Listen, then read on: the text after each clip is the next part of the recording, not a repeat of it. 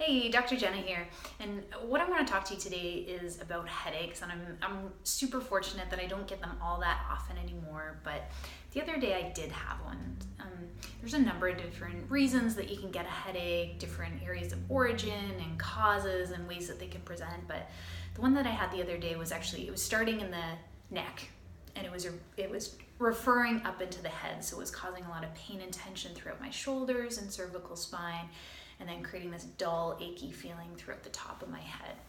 I often see this with people that have an anterior spinal distortion or head shifting forward position. What happens when your head's in this position is it puts a crazy amount of stress on the joints and the soft tissues of your cervical spine and causes a lot of pain and tension in these two most common areas that I see.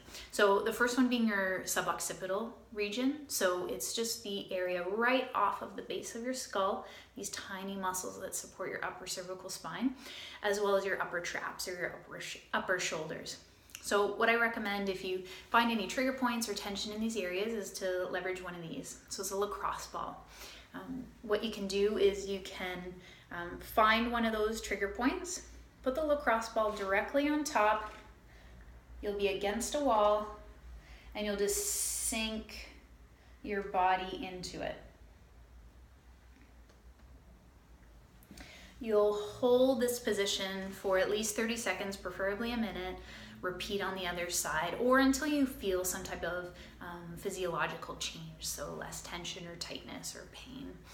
You'll repeat this on your upper traps as well.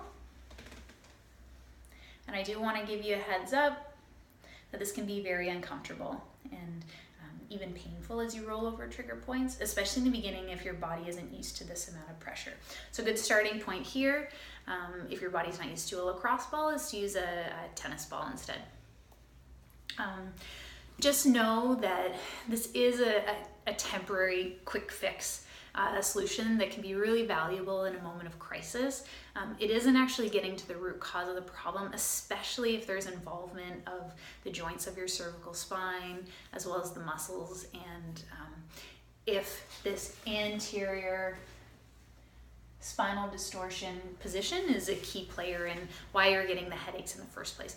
But I totally get it. In a moment of crisis, this can be really helpful. I do use it personally and I recommend it to patients in the office all the time.